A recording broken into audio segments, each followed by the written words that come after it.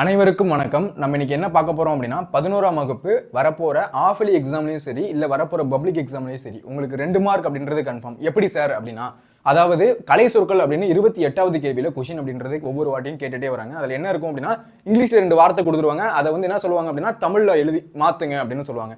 இப்போ நான் உங்களுக்கு வித் ப்ரூஃபோட 2 மார்க் அப்படின்றது எப்படி ஈஸியா எடுக்கலாம் அப்படின்றத நான் உங்களுக்கு சொல்ல போறேன். இப்போ பாருங்களேன்.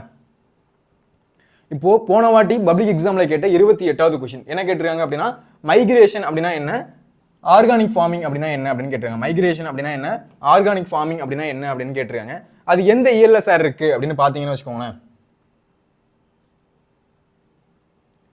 இயல் 1ல புலம்பெயர்தல் அப்படின்றது மைக்ரேஷன் இருக்கா? இது எங்க இருக்கு அப்படின்னா இயல் 1ல இருக்கா? அடுத்து ஆர்கானிக் ஃபார்மிங் இது எங்க சார் இருக்கு அப்படின்னு பாருங்களேன். இங்க இருக்கா? இயல் 2 என்ன கேட்டிருக்காங்க, இயற்கை வேளாண்மை அப்படின்றது ஆர்கானிக் ஃபார்மிங் அப்படின்றது. நான் உங்களுக்கு என்ன பண்ணியிருக்கேன் அப்படின்னா வித் ப்ரூஃபோட உங்களுக்கு இருக்கிற இயல் 1ல இருந்து இயல் 8 வரையும் இருக்க எல்லா கலை சொற்களையும் உங்களுக்கு ஒண்ணா தொகுத்து கொடுத்துருக்கேன். இந்த PDF அப்படின்றது உங்களுக்கு நான் ஃப்ரீயா தர போறேன். டிஸ்கிரிப்ஷன்ல லிங்க் அப்படின்றது கொடுக்குறேன். ரெஜிஸ்டர் பண்ணி எடுத்துக்கோங்க. ஓகேவா?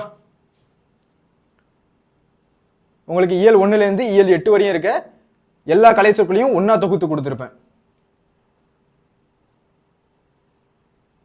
இயல் 7 இயல் 8. ஓகேவா?